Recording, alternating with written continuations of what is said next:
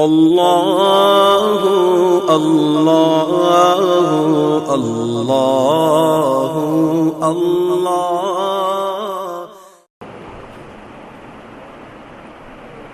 الحمد لله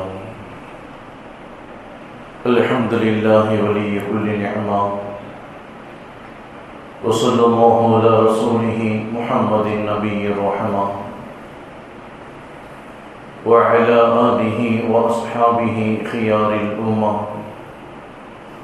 وسلم عليهم تسليما كثيرا. الحمد لله رب العالمين، والصلاة والسلام على سيد المرسلين وعلى آله وأصحابه أجمعين. أما بعد، فقد قال الله تعالى في كلامه الأعلى محكم التنزيل: أعوذ بالله من الشيطان الرجيم، بسم الله الرحمن الرحيم. يا أيها الذين آمنوا اتقوا الله حق تقاته ولا تموتن إلا وأنتم مسلمون. وقال الله تعالى أيضا: إنما المؤمنون إخوة فأصلحوا بين أخويكم واتقوا الله لعلكم ترحمون. صدق الله العظيم. عن أم الدرداء عن أبي الدرداء رضي الله تعالى عنهم قال: قال رسول الله صلى الله عليه وسلم: ألا أخبركم بأفضل من درجة الصيام والصلاة والصدقة؟ قالوا بلى. قال: صلاح ذات البين فإن الفساد ذات البين هي الحالقة، أو كما قال عليه الصلاة والسلام. رواه الترمذي. அளவற்ற அருளாளனும் நிகரற்ற அன்புடையவனுமாகிய எல்லாம் வல்ல ஏகநாயகன் அல்லாஹு தஆலாவின் பேரருள், அருமையான கண்மணி நாயகம் ரசூலுல்லாஹி ஸல்லல்லாஹு அலைஹி வஸல்லம் அவர்களின் மீதும், அவர்களின் உயர்வான உன்னதமான குடும்பத்தார்கள், உத்தம சத்திய சஹாபா பெருமக்கள், தாபியீன்கள், தபஅத்தாபியீன்கள், இமாம்கள், இறைநேசர்களான வலிமார்கள், நல்லோர்களான நம் முன்னோர்கள் நம் அனைவரின் மீதும் என்றும் உண்டாகட்டுமா. அல்லாஹ்வினுடைய மாபெரும் பேரருளால் புனிதமான மாதத்தில், புனிதமான நேரத்தில், புனிதமான ஜும்ஆவுடைய நாளில் அல்லாஹ்வினுடைய இடத்தில் இறை கட்டளையை, இறை கடமையை நிறைவேற்றுவதற்காக அல்லாஹ் நம்மை இங்கு அமரச் செய்திருக்கின்றான்.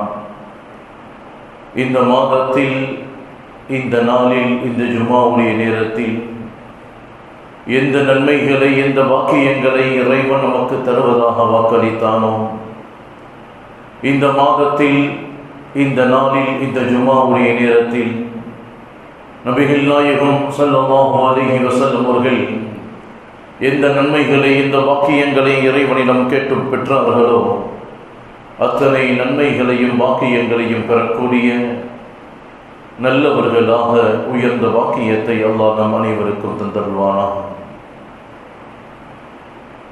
அன்பானவர்களே, இன்னத்தீன இந்தல்லாஹில் இஸ்லாம். இந்த உலகத்தில்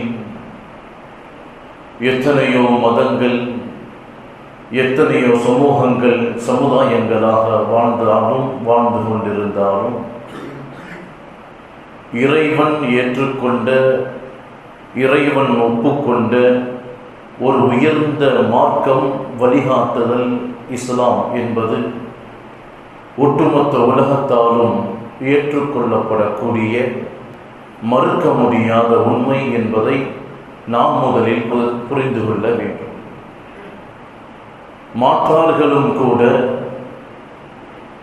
மாற்று சமுதாய சகோதர மக்களும் கூட இஸ்லாத்தின் சட்டதிட்டங்களை, இஸ்லாம் சொல்லக்கூடிய கொள்கை கோட்பாடுகளை, இஸ்லாமிய குணங்களை வரவேற்கின்றார்கள், வாழ்த்துகின்றார்கள், பின்பற்றிக் கொண்டிருக்கின்றார்கள்.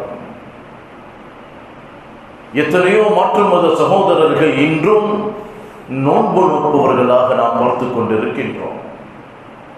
எத்தனையோ மாற்று மத சகோதரர்கள் இஸ்லாமிய குணநலன்களை பின்பற்றி வாழ்வதை நம்மால் இந்த உலகத்தில் பார்க்க முடியும். இந்த உலகத்தில் மனிதர்களின் வாழ்க்கைக்கு தேவையான அத்தனை வாழ்க்கை வழிகாட்டுதல்களையும் வாழ்வியல் நெறிமுறைகளையும் முழுமையாக கொடுத்த ஒரு மார்க்கம் என்று சொன்னால் அது இஸ்லாமிய மார்க்கம் மாத்திரம்தான். எனவேதான் இறைவன் இதை பொருந்தி கொண்டதாக குர்ஆனின் வாயிலாகவே நமக்கு சொல்லித் தருவான். மனிதன் என்று படைக்கப்பட்டவன் அவன் இந்த உலகத்தில் அவனது வாழ்க்கை வெற்றி பெற வேண்டும் என்று சொன்னான். மனிதனாக இந்த உலகத்தில் படைக்கப்பட்டவன் அவனது உலகத்தின் வாழ்க்கை ஈடேற்றம் பெற வேண்டும் என்று சொன்னான்.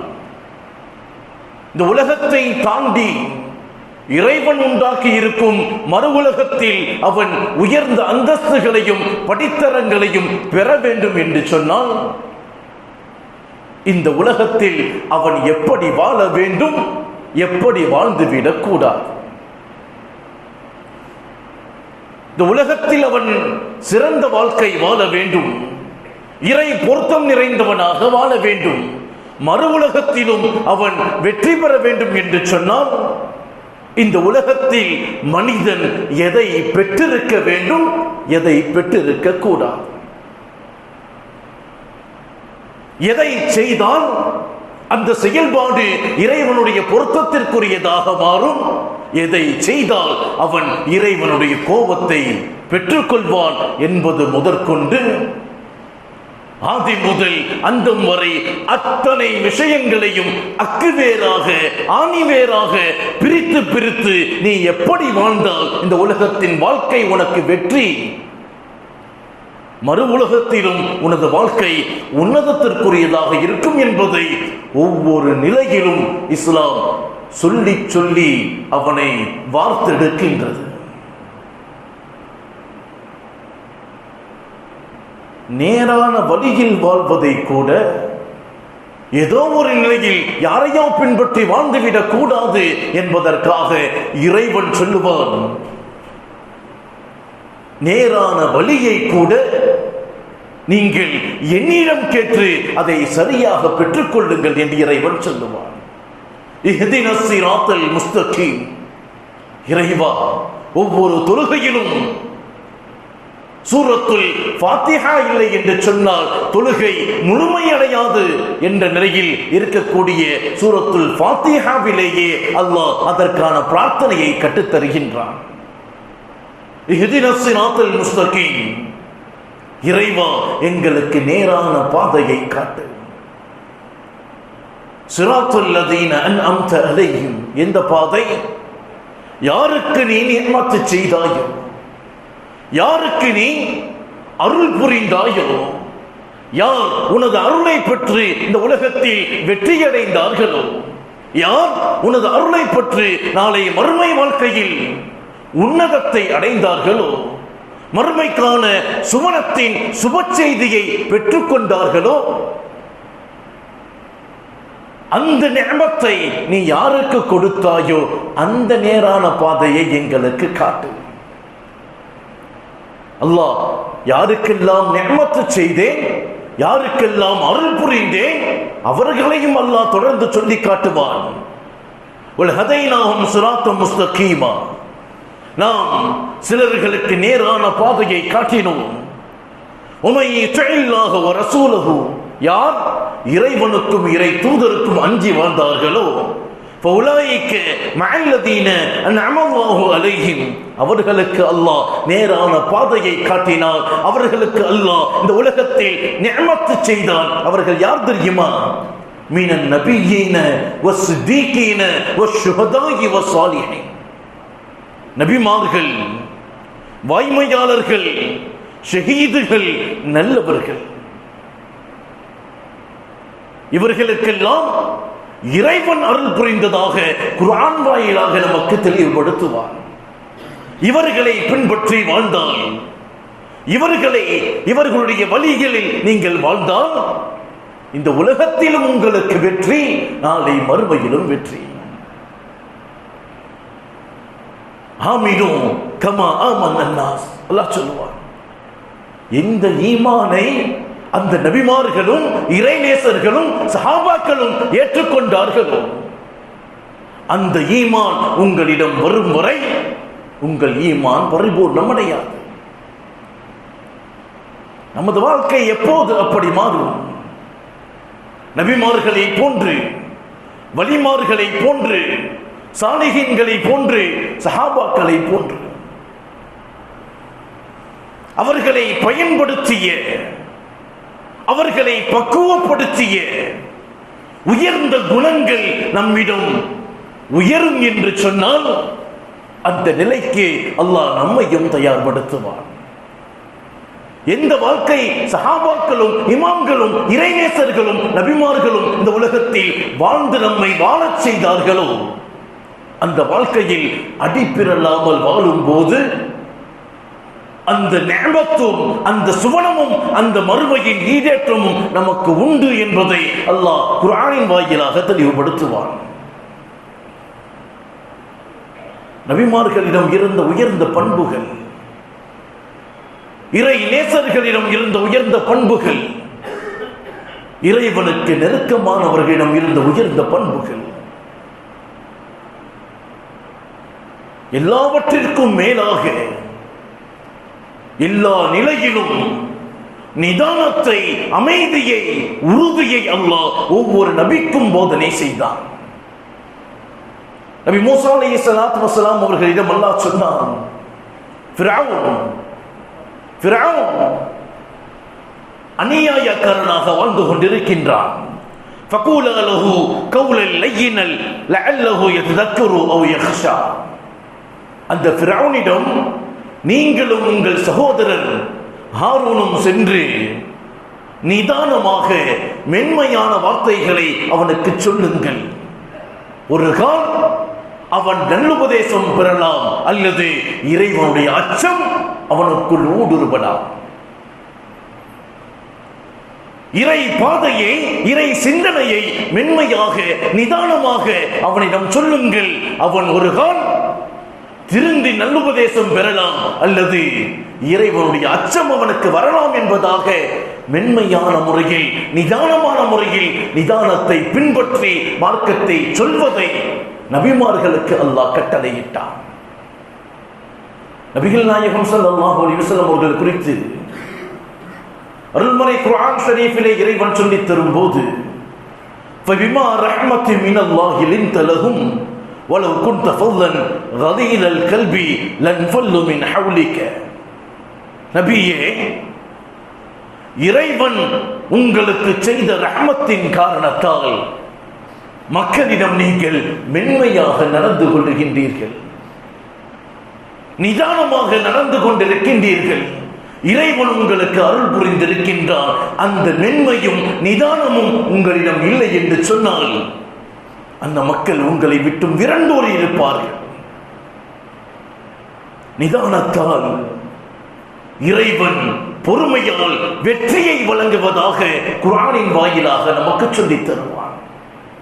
எல்லா நிலையிலும் நிதானத்தை பேணுங்கள், அது உங்களுக்கு வெற்றியை கொண்டு வரும். ஃபதுகுருனி அதுகுருக்கும் வஷ்குருலி வலா தக்ஃபுரு. இறைவனை நாம் நினைத்தால் இறைவன் நம்மை நினைப்பான். இறைவன் நமக்கு செய்த நிஅமத்துகளுக்கு நன்றி செலுத்தினால் இறைவன் அதற்கு அதிகம் தருவார். இறைவனுக்கு மாறு செய்து விடக்கூடாது. எல்லா நிலையிலும் நிதானத்தை பேண வேண்டும் என்பது இஸ்லாம் நமக்கு சொல்லக்கூடிய மாபெரும் கட்டளை. நபி ஆதம் அலைஹிஸ்ஸலாத்து வஸலாம் அவர்கள் இறைவன் சொன்னானே, வலா தக்ரபா ஹாதிஹி ஷஜரா, நபியே சுவனத்தில் எல்லாம் உங்களுக்கு அனுமதி, இந்த மரத்தின் பக்கம் மாத்திரம் நெருங்கி விடாதீர்கள். ஆதம் அலைஹிஸ்ஸலாத்து வஸலாம் அவர்களுக்கு சுவனத்தில் எல்லாம் ஹலால், ஒன்றை தவிர இந்த மரத்தின் பக்கம் மாத்திரம் சென்று விடாதீர்கள், சுவனத்தின் எல்லா விஷயங்களையும் அனுபவித்துக் கொள்ளுங்கள். ஷைத்தான் சூழ்ச்சி செய்தான், அந்த மரத்தை நெருங்கினார்கள், மரத்தின் கனியை சாப்பிட்டார்கள், உலகத்தின் பக்கம் அனுப்பப்பட்டார்கள். ஆதம் நபி இறைவன் நம்மை தடுத்திருக்கின்றான் என்ற நிதானத்தோடு, இறை சிந்தனையோடு, சைத்தானின் சூழ்ச்சியில் மாட்டிக்கொள்ளாமல் அதிலிருந்து தப்பித்திருந்தால் இறைவன் வேறு விதமான வெற்றியை அவர்களுக்கு கொடுத்திருப்பார்.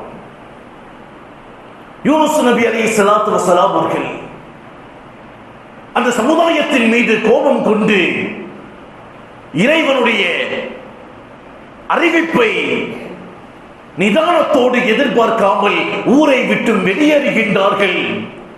மிக பெரும் மீனின் வயிற்றுக்குள் மாட்டிக்கொண்டார்கள்.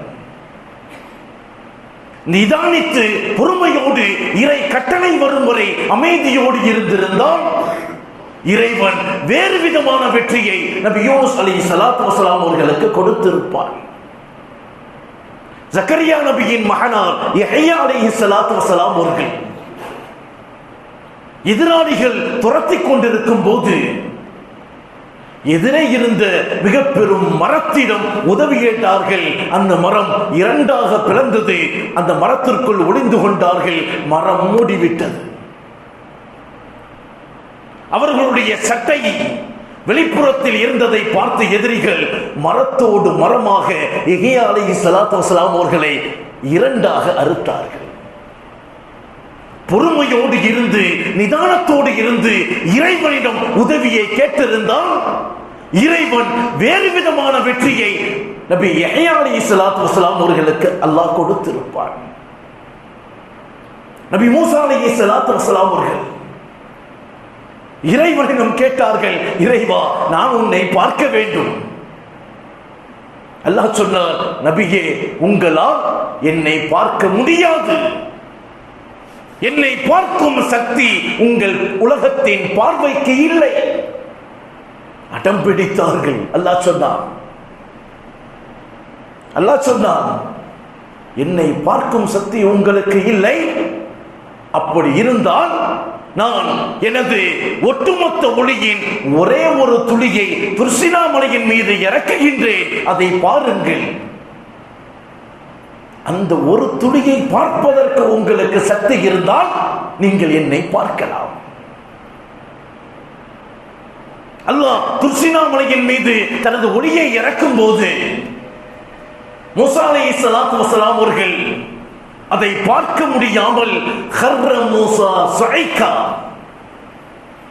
மயக்கமுற்று கீழே விழுந்தார் என்பது குர்ஆன் நமக்கு சொல்லக்கூடிய ஆதாரம். சில இமாம்கள் அதற்கு விளக்கம் சொல்லுவார்கள். ஹர்ர மூசா ஸைகா, மூசா மயக்கமடையவில்லை, அவர் மரணமடைந்தார். மீண்டும் ரூஹை கொடுத்து அல்லாஹ் உயிர்ப்பித்தார். அல்லாஹ் சொல்லும் போது நிதானத்தோடு பொறுமையோடு மூசா அலைஹிஸ்ஸலாத்து வஸலாம் அவர்களை அதை ஏற்றிருந்தால் வேறு விதமான நிலையில் அல்லாஹ் மூசாவிற்கு காட்சியிருந்திருப்பான். நிதானத்தை இழந்தால் என்ன நிலைமை என்பதை நமக்கு குர்ஆன் அடுக்கடுக்காக ஆதாரத்தை சொல்லும். நிதானத்தோடு யார் இருந்தார்களோ அவர்களுக்கு அல்லாஹ் வெற்றியை கொடுத்தான். நபி இப்ராஹிம் அலைஹிஸ்ஸலாத்து வஸலாம் அவர்களின் ஏகத்துவ பிரச்சாரத்தால் கோபமடைந்த நம்ரூத் என்ற அரசன் மிக பெரும் நெருப்பு குழியை தோண்டி அதில் இப்ராஹிம் அலைஹிஸ்ஸலாத்து வஸலாம் அவர்களை தூக்கி எறிவதற்கு தயாராகின்றான். அந்த நேரத்தில் அத்தனை மலக்குமார்களும் இப்ராஹிம் நபியிடம் கேட்டார்கள், நாங்கள் என்ன செய்ய வேண்டும்? நாங்கள் என்ன செய்ய வேண்டும்? இப்ராஹிம் அலைஹிஸ்ஸலாத்து வஸலாம் அவர்கள் சொன்னார்கள், இந்த நிலையை உண்டாக்கிய இறைவனுக்கு தெரியும் எனக்கு என்ன செய்ய வேண்டும் என்பது. வைதா மரித்து ஃபஹுவ யஸ்ஃபி சொன்னார்கள், நான் நோயுற்றால் அவன் எனக்கு சுகம் அளிப்பான். என் நிலைமை புரிந்து எனக்கு உதவி செய்வதற்கு இறைவன் தயாராக இருக்கின்றான், யாரும் எனக்கு உதவ தேவையில்லை என்று சொன்னார்கள். நிதானத்தோடு பொறுமையோடு இறைவனை நெருக்கத்தை கேட்டார்கள். இறைவன் மிக பெரும் நெருப்பு குழியை குளிர்ந்ததாக மாற்றினான். உலகத்தின் நெருப்பு தொட்டால் சுடும். ஆனால் சுமார் இப்ராஹிம் அலைஹிஸ்ஸலாத்து வஸலாம் அவர்கள் பல மணி நேரங்கள் அந்த நெருப்புக்குள்ளே இருந்தார்கள். இறைவனை திக்ர் செய்தார்கள். இறைவனை சிந்தனையிலேயே அந்த நெருப்புக்குள் அமர்ந்திருந்தார்கள். அல்லாஹ் இப்ராஹிம் அலைஹிஸ்ஸலாத்து வஸலாம் அவர்களுக்கு நெருப்பை குளிர்ந்ததாக மாற்றினார். நபிகள் நாயகம் ஸல்லல்லாஹு அலைஹி வஸல்லம் அவர்கள் ஹிஜ்ரி 6ஆம் ஆண்டு உம்ரா செய்வதற்காக சஹாபாக்களோடு வருகின்றார்கள். ஹுதைபியா உடன்படிக்கை அந்த இடத்தில் பெருமானார் நிறுத்தப்படுகின்றார்கள். உங்களுக்கு உம்ராவுக்கான அனுமதி கிடையாது என்று மக்கத்து காஃபிர்கள் அவர்களை தடுக்கின்றார்கள். ஹுதைபியா என்ற உடன்படிக்கை அங்கு கையெழுத்துக்கிடப்படுகின்றது. அந்த உடன்படிக்கை முற்றிலும் இஸ்லாமிய சட்டங்களுக்கு மாற்றமாக இருக்கின்றது. யாரேனும் மக்காவில் இருந்து இஸ்லாத்தை ஏற்று மதீனாவிற்கு வந்துவிட்டால் அவர்களை திருப்பி அனுப்பிவிட வேண்டும். பாரதூரமான சட்டங்கள். ஆனால் பெருமானார் ஸல்லல்லாஹு அலைஹி வஸல்லம் அவர்கள் நிதானத்தோடு இறை நம்பிக்கையோடு இறை அச்சத்தோடு அந்த உடன்படிக்கையில் கையெழுத்திட்டார்கள். அல்லாஹ் அடுத்த 2 வருடத்தில் மக்காவை வெற்றி கொள்ள செய்தார். யோசித்து பாருங்கள். அந்த உடன்படிக்கை அங்கு கையெழுத்திடப்படவில்லை என்று சொன்னால் பல சஹாபாக்கள் உயிரை இழக்கக்கூடிய நிலை. மக்கத்து குஃபார்கள் பல ஆயிரம் பேர் சின்ன பின்னமாக்கப்பட்டிருக்கும். பெருமானார் நிதானத்தோடு இறையச்சத்தோடு இறை நம்பிக்கையோடு அதில் கையெழுத்திட்டதால் மிக பெரும் அசம்பாவிதங்கள் நடைபெறாமல் அல்லாஹ் பாதுகாத்தான். அடுத்த 2 வருடத்தில் ஹிஜ்ரி 8 மக்காவினுடைய வெற்றியை அல்லாஹ் கொடுத்தான். இந்த குர்ஆன் கூறக்கூடிய இத்தனை வரலாறுகளும் நமக்கான படிப்பினை.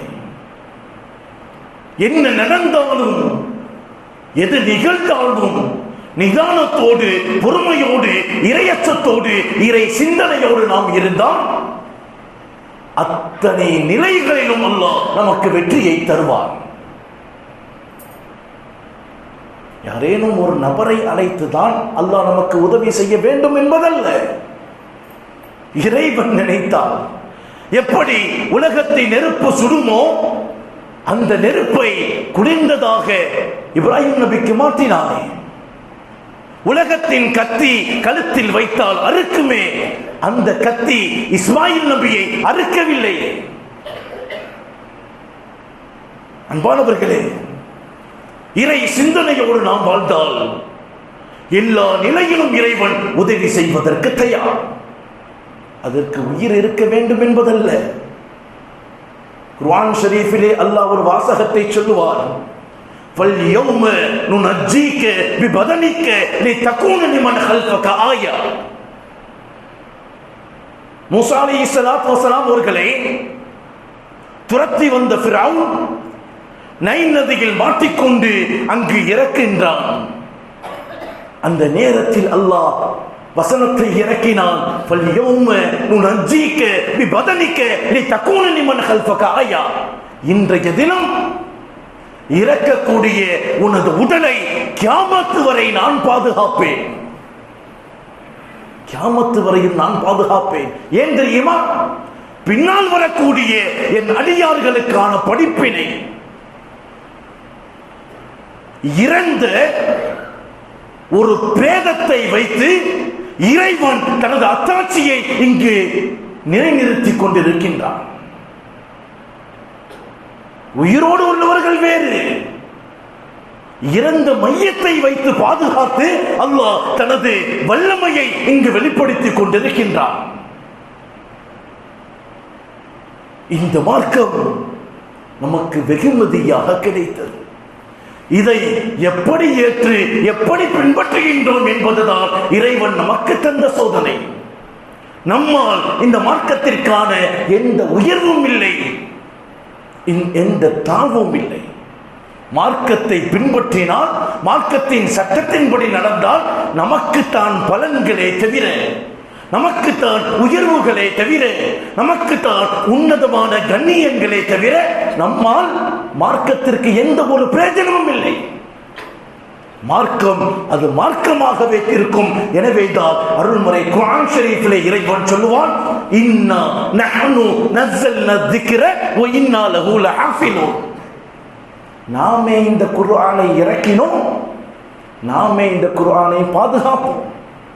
நம்மள்கிட்ட தரல, நம்ம எடுத்து ஓதலாம், சட்டத்தின்படி நடக்கலாம்,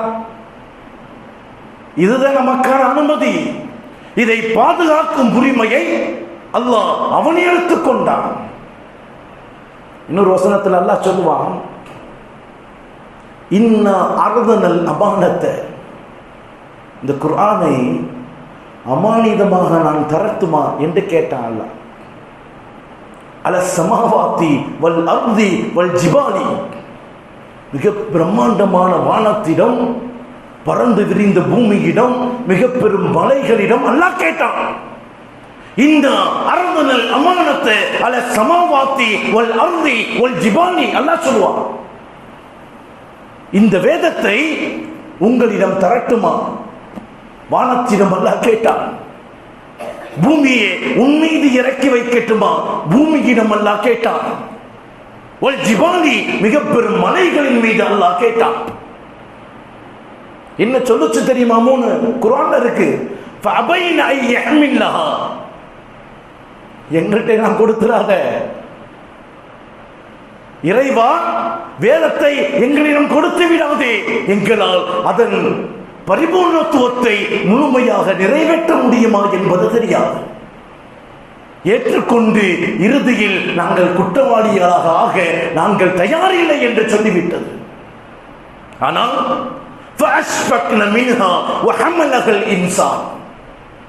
மனிதன் இதை சுமந்து கொண்டான். வேதத்தை எங்களிடம் தா என்று பெற்றுக்கொண்டான். இன்னஹு கான ظلومًا جهولا, அல்லாஹ் சொல்லுவான், முட்டா பயலாக வாழ்ந்தான். அல்லாஹ் சொல்லக்கூடிய வாசகம், இன்னஹு கான, குர்ஆனை பெற்று, உயர்ந்த வேதத்தை பெற்று, ஒட்டுமொத்த உலகத்தின் வழிகாட்டியை பெற்று, இன்னஹு கான ظلومًا جهولا, முழு மடையனாக வாழ்ந்து கொண்டிருக்கின்றான் என்று இறைவன் எச்சரிக்கை செய்வான். எல்லாம் மறுத்த குர்ஆனை நான் பின்பற்றுகின்றேன், நான் சரியாக நடப்பேன், நான் உன்னதமாக வாழ்வேன் என்று சொல்லிய மனிதன் குர்ஆனை பெற்று அதை மறந்து கொண்டு வாழ்ந்து கொண்டிருக்கின்றான்.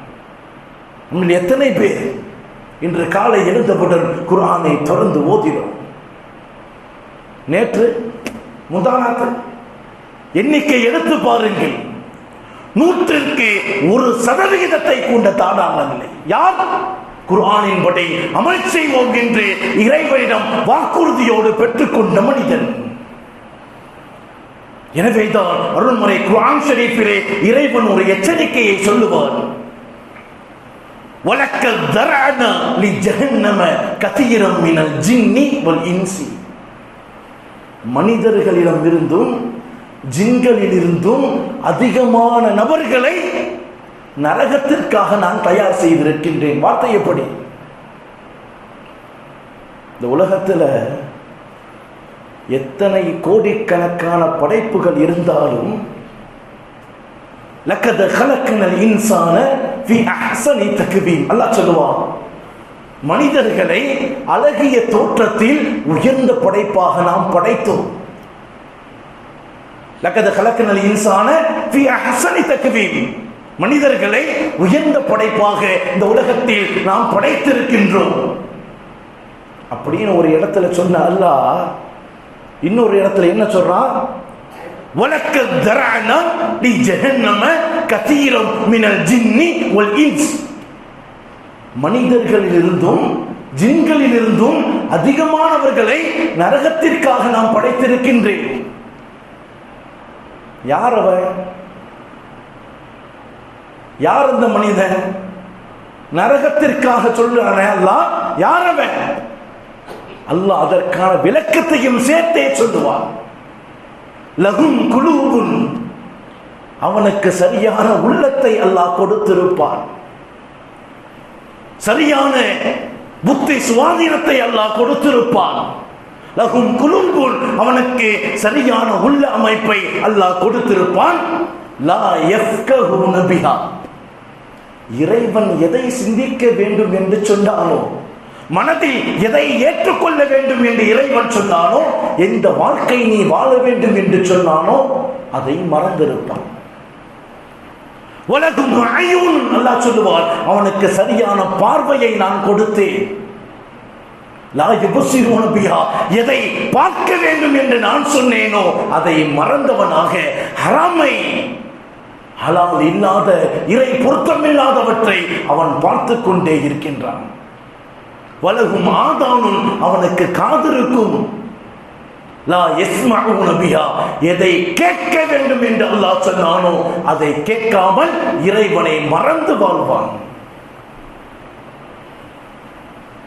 மனிதர்களில் இருந்தும் ஜின்களில் இருந்தும் அதிகமான நபர்களை நரகத்திற்காக நான் படைத்திருக்கின்றேன். யார் அவன்? உள்ளங்களை கொடுத்து இறை சிந்தனை இல்லாமல் வாழ்ந்தவன், கண்களை கொடுத்து ஹராம்களை பார்த்தவன், காதுகளை கொடுத்து ஹராம்களை கேட்டவன். இவன் யார் தெரியுமா? அல்லாஹ் அந்த வசனத்தை நிறைவு செய்வான். உலாஹிக, இவன் யார் தெரியுமா? கல் அன்ஆம், மிருகத்தை போன்றவன். இவன் யாரு? உள்ளத்தை கொடுத்து, பார்வையை கொடுத்து, செவிப்புலன்களை கொடுத்து, எல்லா உடல் உறுப்புகளையும் சரியாக கொடுத்து, இறை சிந்தனை இல்லாமல், இறை அச்சம் இல்லாமல், இறை பயம் இல்லாமல், உயரிய வேதத்தை மார்க்கத்தை பின்பற்றாமல் மனம் போன போக்கில் வாழ்கின்றானே, இவன் யார் தெரியுமா? உலாயிக கல் அன்ஆம், மிருகத்தை போன்றவன் என்று சொன்ன அல்லாஹ் அந்த வசனத்தை அடுத்து நிறைவு செய்வார். பல், இல்லை, பல் ஹும் அதல்லு, அந்த மிருகத்தை விடவும் கேடு கெட்டவன். இந்த வசனங்களை எல்லாம் எடுத்து பார்க்கணும்.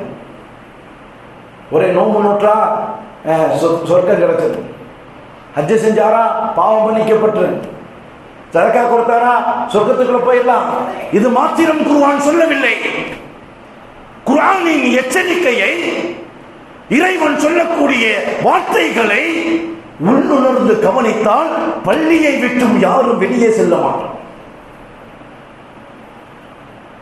பள்ளியை விட்டும் யாரும் வெளியில் செல்ல மாட்டோம். இறைவன் கொடுக்கக்கூடிய தண்டனையை இன்று காட்டப்பட்டு விட்டால் யாருக்கும் எதுவுமே ஓடாது. எனவேதான் கபர்களில் நடக்கக்கூடிய அதாபுகளை அல்லாஹ் மறைத்து வைத்திருக்கின்றான்.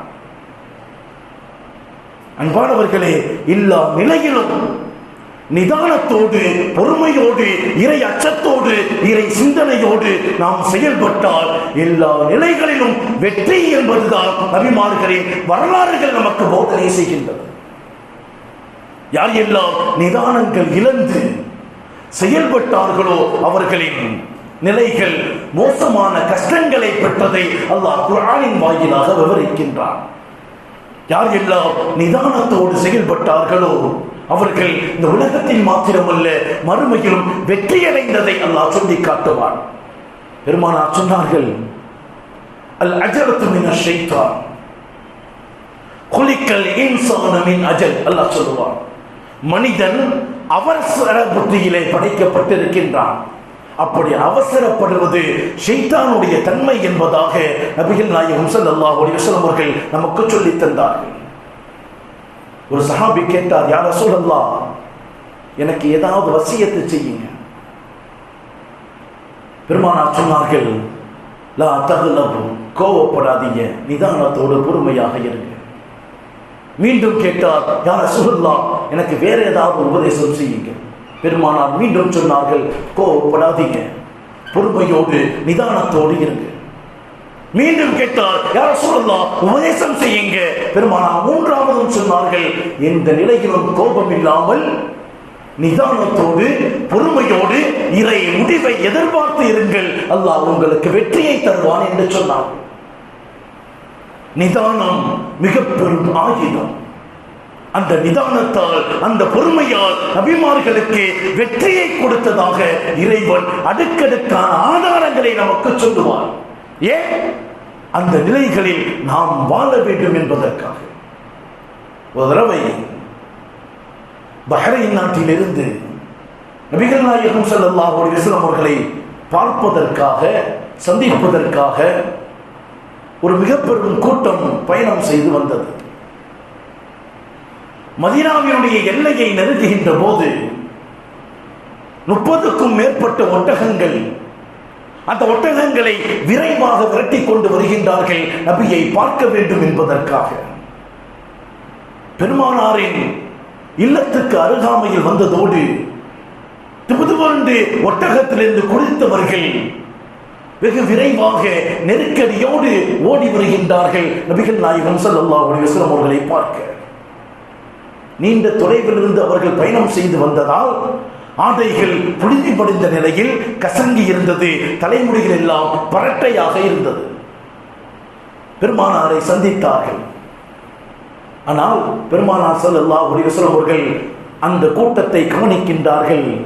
அவர்களோடு வந்த முன்ஜித் பின் ஆயித் என்ற ஒரு சஹாபி, வேகமாக வந்தவர் பொறுமையோடு ஒட்டகத்திலிருந்து இறங்கி அந்த பிராணியை ஒரு இடத்தில் கட்டி போடுகின்றார். அந்த பிராணிக்கான உணவுகளை அந்த பிராணிக்கு கொடுக்கின்றார். தனது பொருட்களை எல்லாம் ஒரு இடத்தில் மொத்தமாக சேர்த்து வைத்து விட்டு குளித்து சுத்தமான ஆடை அணிந்து நறுமணங்கள் பூசி நபிகள் நாயகம் ஸல்லல்லாஹு அலைஹி வஸல்லம் அவர்களை சந்திப்பதற்காக பெருமானாருக்கு முன்னால் வந்து நிற்கின்றார். நபிகள் நாயகம் ஸல்லல்லாஹு அலைஹி வஸல்லம் அவர்கள் சொன்னார்கள், இன்ன ஃபீக லகஸ்லத்தைனி யுஹிப்புஹுல்லாஹ். தோழரே, உங்களிடம் 2 குணங்கள் இருக்கின்றது, அல்லாஹ் அதை நேசிக்கின்றார். எந்த பதட்டமும் இல்லாமல் நிதானமாக வாகனத்தை நிறுத்தி அதற்கு உணவளித்து குளித்து சுத்தமாகி நபியை சந்திக்க வந்தீர்களே, உங்களிடம் 2 குணங்கள் இருக்கின்றது, ஒன்று பொறுமை, 2 நிதானம், 2ஐயும் அல்லாஹ் நேசிக்கின்றான் என்பதாக நபிகள் நாயகம் ஸல்லல்லாஹு அலைஹி வஸல்லம் அவர்கள் சொன்ன செய்தி முஸ்லிம் ஷரீஃபிலே பதிவு செய்யப்பட்டிருக்கின்றது. நிதானம் என்பது மிக பெரும் ஆயுதம். எல்லா நிலையிலும் நாம் நிதானத்தோடு பொறுமையோடு இறை பொருத்தத்தோடு வாழ்ந்தால் எல்லா நிலையிலும் வெற்றியை இறைவன் வழங்குவான் என்பதுதான் குர்ஆனின் வசனங்கள் நமக்கு சொல்லக்கூடிய அத்தனை ஆதாரங்கள். அந்த அடிப்படையில் இந்த உலகத்தில் வாழ்ந்து இருலகிலும் வெற்றி பெறக்கூடிய உயர்ந்த பாக்கியவான்களாக அல்லாஹ் நம் அனைவரையும் ஆக்கி அருள்வானாக. நபிகள் நாயகம் ஸல்லல்லாஹு அலைஹி வஸல்லம் அவர்கள் சொன்னார்களே, தூபா லிமன் வஜத ஃபீ ஸஹீஃபத்திஹி இஸ்திக்ஃபாரன் கதீரா.